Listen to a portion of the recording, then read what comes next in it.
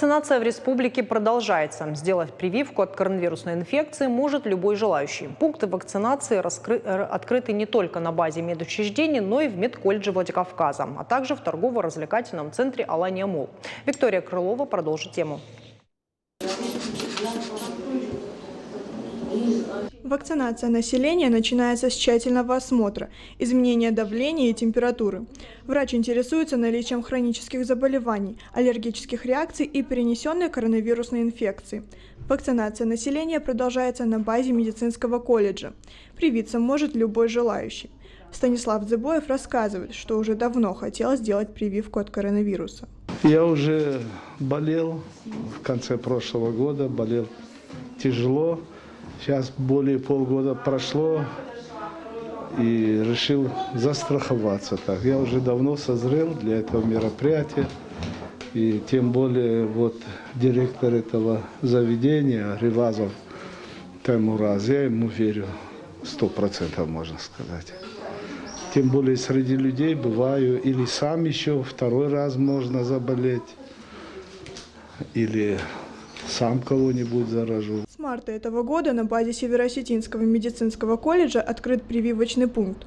Совместное решение было принято директором медколледжа и главным врачом первой поликлиники после первой волны коронавируса. Уже в республике насчитывается более десятка пунктов вакцинации.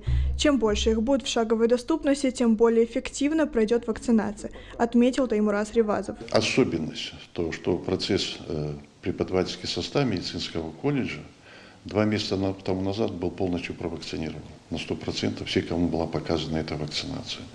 Более того, у нас учатся студенты, и те студенты, которые старше 18 лет, уже более 150 человек тоже провакцинировались. Наши студенты являются пропагандистами вот этой вакцинации и достойным примером для всего студенческого сообщества Северной Осетии.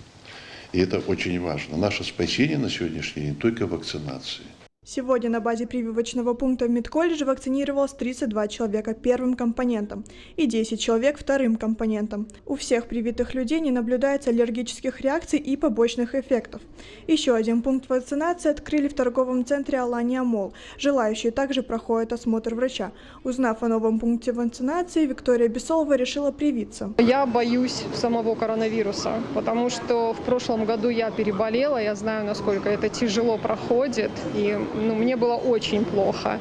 Поэтому, чтобы предостеречь в будущем и себя, и своих родных, вот я пришла привиться. Такие выездные прививочные группы работают регулярно. Они посещают различные организации и места массового скопления людей. Граждане интересуются тем, что можно, что нельзя после прививки, когда следующая прививка. Мы наблюдаем то, что население стало чаще обращаться к нам о проведении активной уже вакцинации. То есть уже не столько мы их сами агитируем, сколько уже население само идет, добровольно прививается. Это отмечается. В Северной Осетии наблюдается рост заболеваемости новой коронавирусной инфекции. Третья волна набирает обороты. В Министерстве здравоохранения республики напоминают о необходимости соблюдения ограничительных мер и просят не пренебрегать средствами индивидуальной защиты. Виктория Крылова, Ибрагим Чочиев. Новости Осетии.